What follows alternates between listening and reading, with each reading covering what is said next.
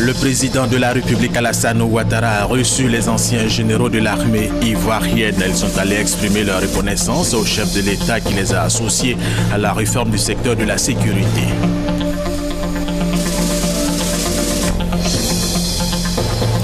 La Côte d'Ivoire, à l'instar des autres pays du monde, célèbre ce vendredi la 4e journée mondiale de la radio. À cette occasion, la ministre de la Communication, Afoussiata Bambalamine, exprime le soutien du gouvernement aux professionnels du secteur. Boko Haram attaque le Tchad sur son territoire. Une attaque qui s'est déroulée dans la nuit de jeudi à ce vendredi dans la localité de Ngomboua. Bilan 5 morts. Après l'attaque, l'armée tchadienne s'est lancée à leur poursuite. Mesdames et messieurs, bienvenue et merci de regarder RTI 1. Et commençons par cette information. Le service de santé et des affaires sociales du ministère chargé des affaires présidentielles en collaboration avec le Centre national de transfusion sanguine organise une opération de don de sang. L'opération a débuté ce vendredi. Il a été lancé par le ministre d'État, secrétaire général de la présidence, Amadou Gon Coulibaly. Il a représenté le président de la République Alassane Ouattara. Le ministre d'État Amadou Gon Coulibaly a invité les populations ivoiriennes à donner un peu de leur sang pour sauver des vies. Une délégation américaine du Millennium Challenge Corporation, MCC, a rencontré hier le président de la République Alassane Ouattara pour réaffirmer le soutien des États-Unis d'Amérique à l'éligibilité de la Côte d'Ivoire au programme Threshold du MCC. Jean Kofi Abolin.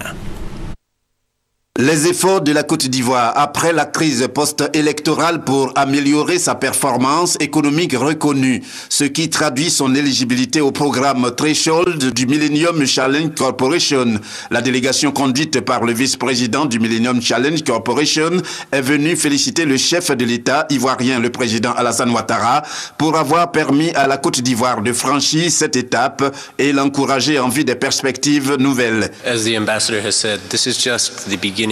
C'est le début de cette nouvelle phase de notre partenariat avec le gouvernement et le peuple ivoirien. Au nom du conseil d'administration du MCC et au nom du président directeur général du MCC, on est venu ici en Côte d'Ivoire pour offrir notre félicitation à l'occasion de l'éligibilité de la Côte d'Ivoire pour un programme du Threshold.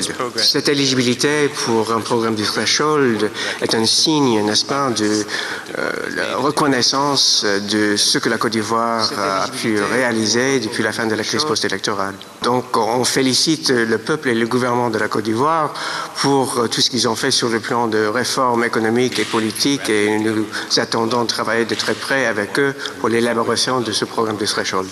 Le programme Threshold du Millennium Challenge Corporation est une subvention qui va permettre à la Côte d'Ivoire d'être éligible à un niveau beaucoup plus large. Il s'agit du programme Compact qui, lui, est destiné à aider, entre autres, au financement des infrastructures. Autre activité du président de la République Alassane Ouattara, il a reçu les anciens généraux de l'armée ivoirienne. Ils sont allés exprimer leur reconnaissance au chef de l'État qui les a associés à la réforme du secteur de la sécurité. Témoin pour RTI 1, Viviana Imer.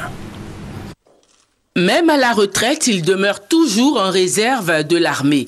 À preuve, leur expérience et leur expertise ont été sollicitées dans le cadre de la réforme il y a quelques mois du secteur de la sécurité. Les généraux à la retraite, au nombre d'un peu plus d'une vingtaine, ont été reçus ce jeudi 11 février à leur demande par le président de la République, Alassane Ouattara. Nous sommes en début d'année et les généraux, ce qu'on appelle les généraux de la deuxième section, ont souhaité présenter leurs vœux à son Excellence, Monsieur le Président de la République. Donc c'était le premier objet et cela a été fait. Le Président de la République a bien apprécié ce geste qui montre que les généraux à la retraite ne sont jamais à la retraite, puisque comme vous le savez, le 5 janvier, lors de la présentation des vœux, il y a eu un échange d'allocution de vœux entre le Président de la République et les forces armées. Donc les généraux à la retraite ont voulu s'associer à cette manifestation en début d'année. La deuxième raison, c'est que le président de la République a autorisé que nous puissions travailler avec les généraux à la retraite dans le cadre de la réforme du secteur de sécurité ce qui nous a permis de bénéficier de leur savoir-faire, de leur expérience, puisqu'ils ont eu à gérer les forces armées à un moment donné de leur carrière, et c'est ce que nous avons fait. Aujourd'hui, l'ensemble des réformes du secteur de sécurité qui relève la défense a bénéficié de leur apport. Donc, ils étaient venus témoigner leur reconnaissance au président de la République pour nous avoir autorisé de bénéficier de leur expérience. Et le président de la République a bien apprécié cela, compte tenu de la qualité des travaux. La troisième, vous savez que les éléphants viennent de remporter la Coupe d'Afrique, la CAN, et c'est la fête dans le pays. Donc ils ont voulu s'associer à cette joie et venir, n'est-ce pas, encourager, féliciter le président en sa qualité de président de la République qui, avec cette coupe, permet de renforcer la réconciliation entre les enfants de ce pays. Et les généraux à retraite ne voulaient pas rester en reste de ce grand événement. Donc voici les raisons qui ont motivé ce déplacement des généraux, qui, comme vous le savez, ils sont encore, bien que certains âgés, mais encore frais pour le travail. Ils étaient donc au garde-à-vous tout à l'heure devant le président de la République. Et on voudrait à notre tour les remercier, les féliciter. Rencontre qui s'est déroulée dans une ambiance de cordialité. Elle a pris fin par une photo de famille. 300 experts et les ministres africains en charge de l'état civil sont en conclave à Yamoussoukro. Ils réfléchissent sur les outils de promotion de l'utilisation des enregistrements à l'état civil et des statistiques qui en découlent pour une bonne gouvernance en Afrique. Michel Digré. L'enregistrement des faits d'état civil dans les pays africains demeure encore un souci pour les gouvernants. En Côte d'Ivoire, 45% des enfants de moins de 5 ans ne sont pas déclarés à l'état civil. Les actes de décès et de mariage sont souvent négligés.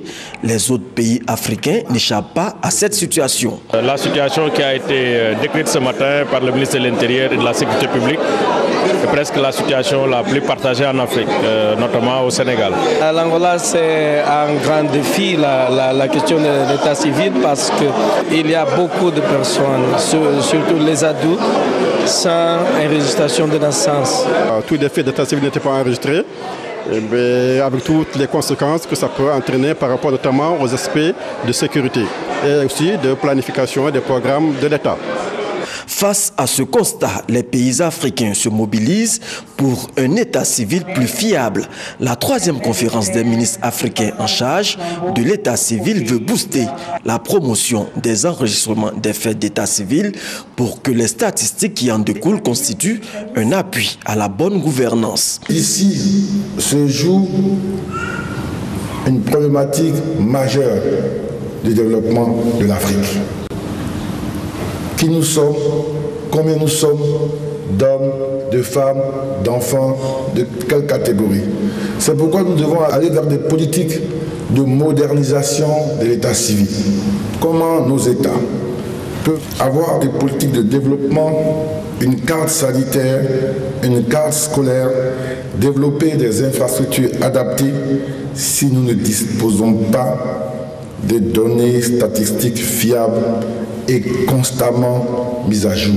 Le service d'état civil sert à la fois les intérêts généraux et individuels par la collecte, la conservation et la mise à jour des données sur les événements d'état civil, notamment les actes de naissance, de mariage et de décès. Les autorités préfectorales et judiciaires, des responsables du ministère d'État, ministère de l'Intérieur, de la Sécurité, de la Justice, des droits de l'homme et des libertés publiques étaient à Grand Bassam. Ils y étaient pour réfléchir sur le démarrage effectif des audiences foraines de 2015. On en parle avec Abou Sadogo. L'opération Audience foraine 2015 débute la semaine prochaine. Elle va durer 2 mois sur l'ensemble du territoire national et va permettre aux citoyens qui n'ont aucune existence légale d'obtenir des jugements supplétifs d'actes de naissance. L'activité concerne les personnes nées sur le territoire national, âgées de 16 ans et plus et qui n'ont jamais été déclarées à l'état civil. Ces audiences foraines sont initiées conjointement par le ministère d'État, ministère de l'Intérieur et de la Sécurité et le ministère de la Justice, des droits de l'homme et des libertés publiques. C'est maintenant qu'il faut que nos populations cherchent à avoir leurs documents, à avoir leurs papiers, pour aller se faire enrôler, avoir le CNI et pourquoi pas chercher à se faire recenser sur la liste électorale. Vous savez qu'en Côte d'Ivoire, il y a beaucoup de personnes, les jeunes comme les personnes âgées qui n'ont aucun papier. Donc c'est tout à fait normal qu'à un moment donné, quand on a constaté que les audiences foraines qui ont eu lieu en 2007-2008 n'ont pas pu régler la question, il ne faut pas qu'il y ait des laissés pour compte. Donc il faut établir des actes de naissance pour ces personnes-là. Il faut que les préfets et les sous-préfets qui sont en contact avec les populations nous appuient et nous aident à sensibiliser les populations à l'importance de la carte nationale d'identité. Et ça, c'est le plus important. Pour la réussite de l'opération, chaque sous-préfet doit créer un guichet dans sa circonscription et doit prendre toutes les dispositions pour faciliter son accès aux usagers. Notre objectif, c'est de lutter, c'est de mettre tout en œuvre afin qu'il n'y ait pas de sans-papiers encore en Côte d'Ivoire, afin de permettre à tous les Ivoiriens de pouvoir avoir un extrait de date de naissance pour pouvoir établir une carte nationale d'identité. Nous comptons nous impliquer, tel qu'il nous a été demandé pour la réussite de cette opération. Aussi faut-il noter que cette activité va également permettre d'obtenir des jugements supplétifs d'actes de décès pour ceux dont le ou les ascendants décédés n'ont pas fait l'objet de déclarations à l'état civil dans les délais légaux. Dans le cadre de la mise en œuvre de la couverture maladie universelle, 41 sites d'enrôlement sont ouverts aux populations sur l'ensemble du territoire national. L'annonce a été faite hier par Karim Bamba, directeur général de la Caisse nationale d'assurance maladie. Rappelons que les enrôlements ont débuté depuis le 30 décembre 2014 et se poursuivent. Moussa Konaté. 95% de la population ivoirienne ne bénéficie pas de protection sociale. Les dépenses de santé en Côte d'Ivoire sont supportées par les ménages. Pour résoudre ce problème, l'État ivoirien a créé la couverture maladie universelle, un système de protection sociale pour garantir l'accès à des soins de qualité pour toutes les populations. La couverture maladie universelle, telle qu'instituée par la loi, est organisée autour de deux principaux régimes de couverture. Un premier régime, dit régime contributif ou régime général de base, à raison de 1 000 francs par mois et par tête à partir de l'âge de 5 ans. Et un second régime, dit régime non contributif, et qui vise la prise en compte des personnes qu'on peut appeler les personnes économiquement faibles, ou les personnes démunies. Et dans le cadre de ce régime, l'État se subroge, n'est-ce pas, aux assurés dans le paiement de leurs cotisations. C'est dit que, en gros, l'assurance maladie, ce n'est pas gratuit, c'est payant. C'est 1 000 francs par tête, par individu, par tête et par mois. Et il y en a qui ont les moyens qui pourront payer, et ceux qui n'ont pas les moyens, mais l'État payera à leur place. La couverture maladie universelle permettra aux populations de se soigner à moindre coût. Pour en bénéficier, il faut se faire enrôler. 41 sites d'enrôlement sont ouverts sur toute l'étendue du territoire national. L'enrôlement est gratuit. Les travailleurs du secteur privé, gérés par la Caisse nationale de prévoyance sociale, les fonctionnaires, les retraités des deux secteurs, privés et publics, et les producteurs des secteurs de l'EVA et du palmier sont les populations cibles prioritaires de départ. La couverture maladie universelle est obligatoire et concerne toute personne vivant en Côte d'Ivoire. Pour ces prochaines actions en faveur des populations, l'Union des villes et communes de Côte d'Ivoire aura à ses côtés l'Agence de gestion de la formation professionnelle AGFOP pour la formation des jeunes et de la Poste de Côte d'Ivoire pour son redéploiement. Konaté Moussa pour plus de détails. La première Assemblée générale de l'UVICOSI, Union des villes et communes de Côte d'Ivoire, au titre de l'année 2015, a mobilisé plus d'une centaine de maires et autorités municipales. Après 12 mois d'activité, l'équipe conduite par Gilbert Kafana Koné annonce de nouvelles actions pour cette année 2015.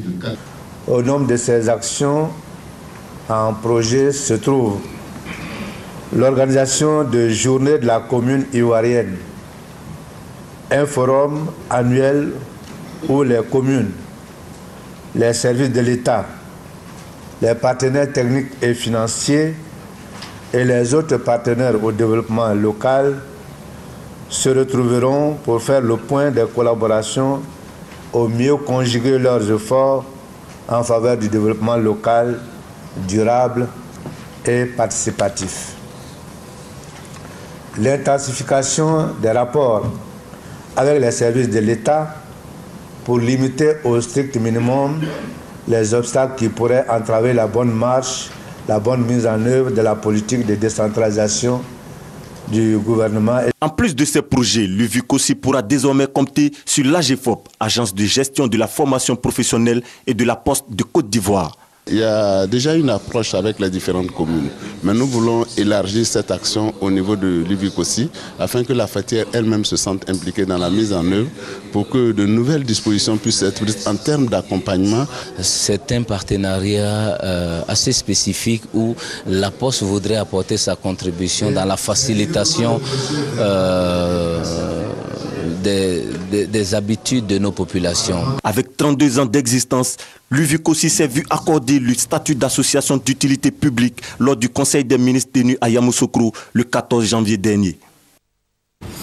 Deuxième grand titre de cette édition, la Côte d'Ivoire, à l'instar des autres pays du monde, célèbre ce vendredi la 4e journée mondiale de la radio. À cette occasion, la ministre de la Communication, Afoussiata Bamba Lamine, exprime le soutien du gouvernement aux professionnels du secteur. Yoïssa Adamakoudé. Cette 4e journée mondiale de la radio ayant pour thème Jeunesse et radio, célébrée ce vendredi à l'occasion pour la ministre de la Communication, Afoussiata Bamba Lamine, de magnifier cet important outil de communication de proximité et à large diffusion. La radio, en tant que média accessible et moins coûteux, est particulièrement adaptée pour atteindre toutes les communautés, y compris les populations défavorisées. Par conséquent, elle peut contribuer à la cohésion sociale, à la réconciliation vraie et à des élections apaisées. La radio est donc, à n'en point douter, un acteur privilégié dans la vision du président de la République, son Excellence, M. Alassane Ouattara, qui œuvre à consolider l'unité nationale en vue de faire de la Côte d'Ivoire un pays émergent à l'horizon 2020. La ministre de la Communication, tout en appréciant le choix du thème de l'édition présente, salue le travail effectué par les professionnels de ce secteur. Le secteur de la radio est également pourvoyeur d'emplois pour la jeunesse. C'est pourquoi j'estime que le choix du thème de la présente édition n'est pas fortuit.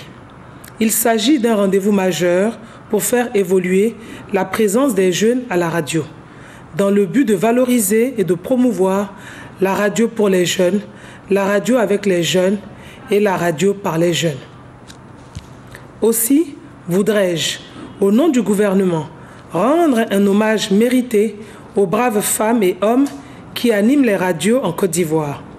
À toutes et à tous, j'adresse les félicitations du gouvernement pour le travail abattu, surtout lors de la retransmission de la CAN 2015 qui s'est soldée par la victoire des éléphants.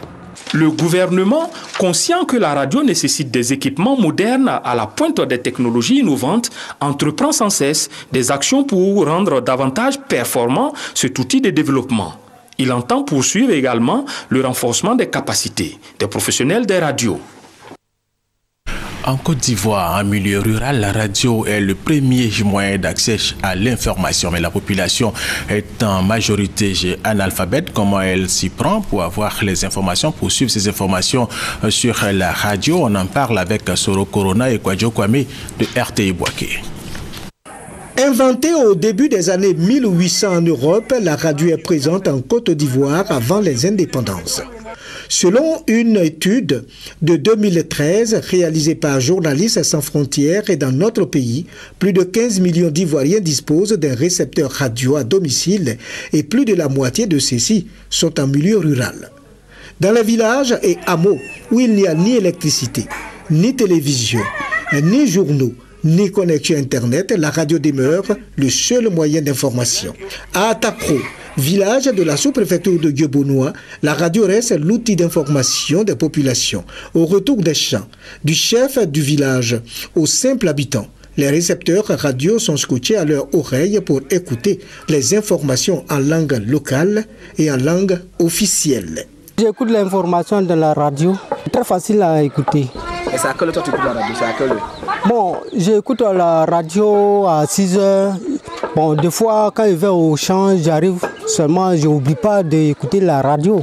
Bon, jusqu'à 24 heures, j'écoute la radio jusqu'à 24 heures.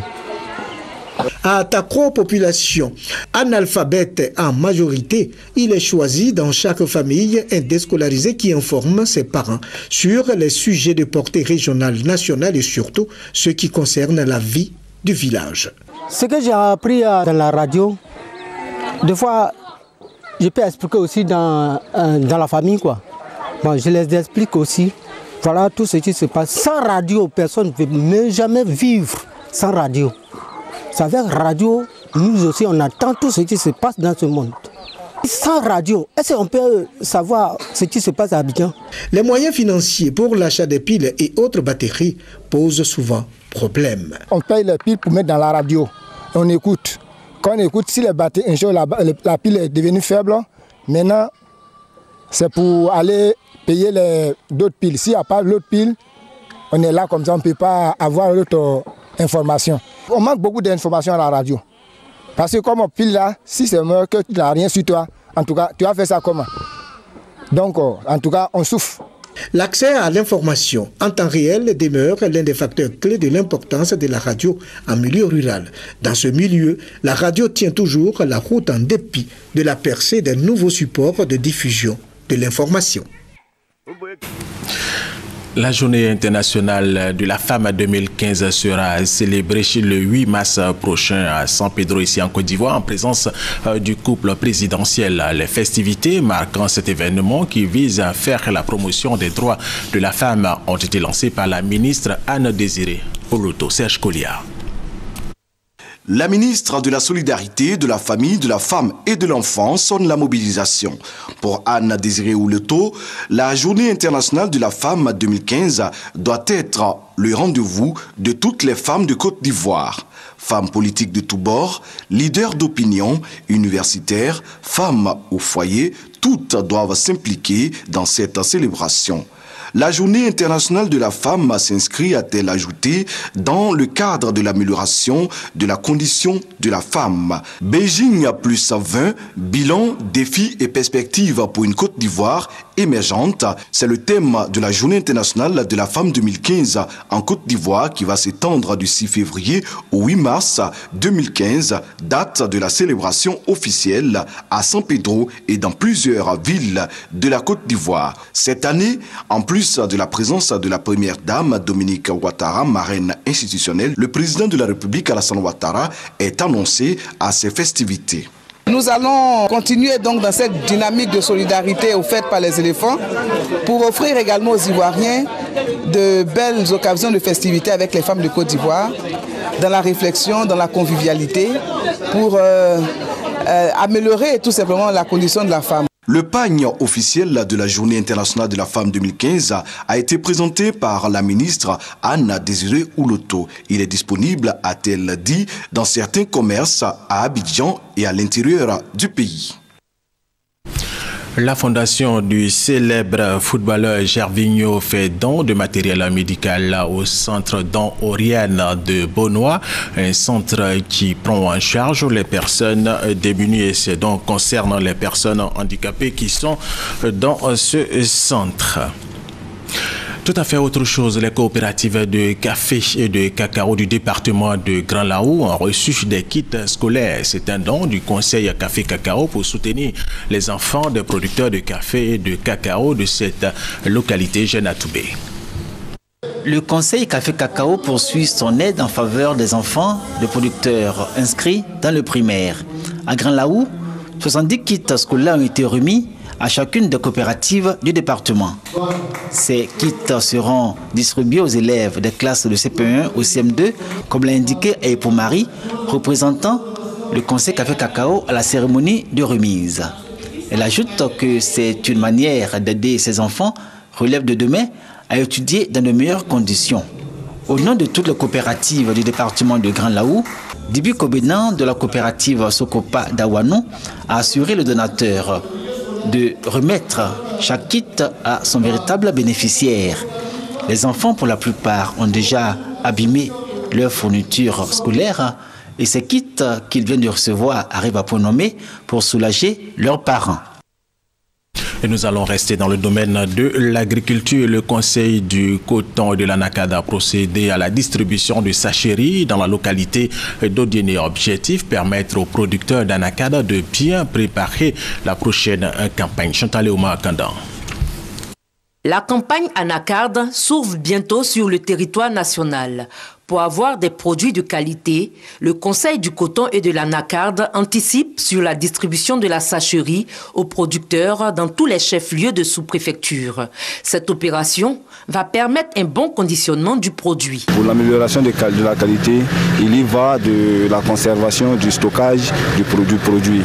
Le Conseil du coton et de l'Anacarde a décidé de distribuer gratuitement la sacherie aux producteurs afin que la qualité soit améliorée, pour que le producteur bénéficie effectivement de 80% du prix CAF comme veut cher du président de la République.